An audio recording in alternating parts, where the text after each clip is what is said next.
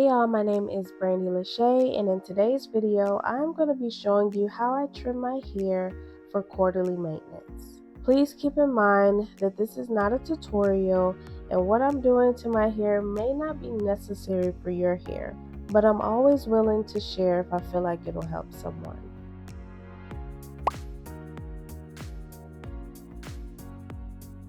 First, I am starting off on stretched out hair. This comes from my Velcro roller set tutorial, so if you have not seen that, I will have it listed below. But starting off in this state will allow me to see my hair from roots to ends. This way, I am able to see the transition from full hair at the root to the sparse hair towards the ends. This sparse hair is commonly known as split ends.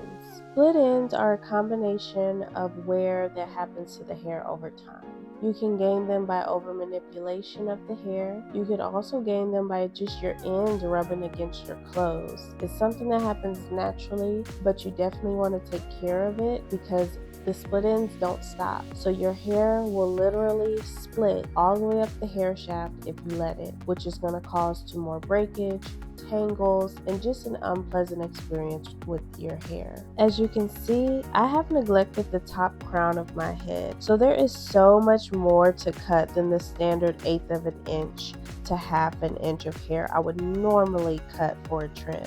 But since I've been neglectful, it's time to get rid of the ends, and I will be cutting about 4 to 5 inches of dead hair.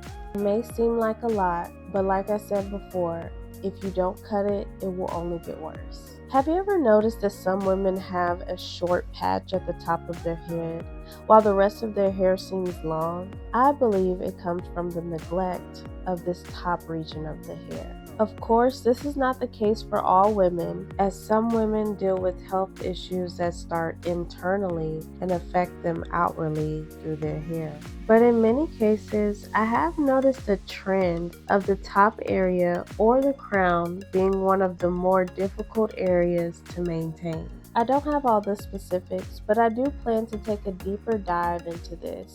But for now, the hair just must go. And now I'll just continue to cut the crown of my head. I like to pull my hair straight up, that way I can see how thick the length of my hair is, and then I bring it right back down to trim off any sparse pieces that I'm seeing. I even pull it to the back so I can see how it's gonna fall. But this is it, and I'm going to move on to the rest of my hair. Because I am cutting so much more at the crown of my head than I am on the rest of my hair length, this is going to create a wonky appearance in the shape of my hair once styled. As you can see on the right side, well, your right, my left, I did part my hair into 2 sections, one in the front and one in the back. I am going to take a slice of my hair starting from the middle of my head down to my ear, and I'm going to try to blend that harsh crown area to the length of my hair.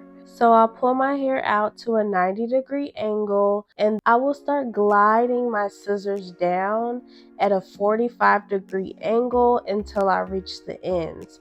This will just create a nice gradual effect, so it's not just a harsh, blunt cut and then long hair. The fact that I wear my hair curly will camouflage some of the varying lengths, but it will be a little off.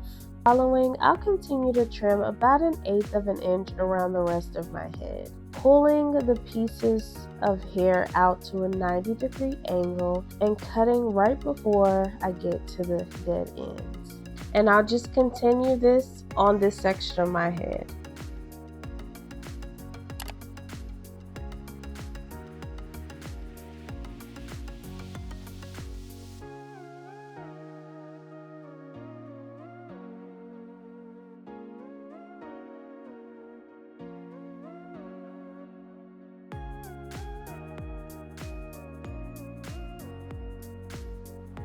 I will still continue to trim my hair quarterly for the longer parts of my hair, but I am going to start trimming my crown every 2 months. I want to make sure I'm keeping a close eye on my hair and checking to see if my hair is improving.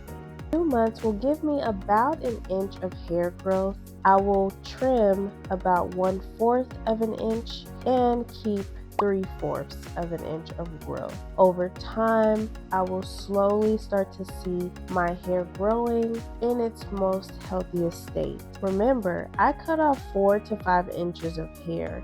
So if I wanted to see that hair grow back, it would take me around 8 to 10 months. But I'll check back in periodically to show you my progress. Until then, thank you so much for watching. My name is Brandy Lachey. I hope this was helpful, and I will see y'all in the next one. Bye.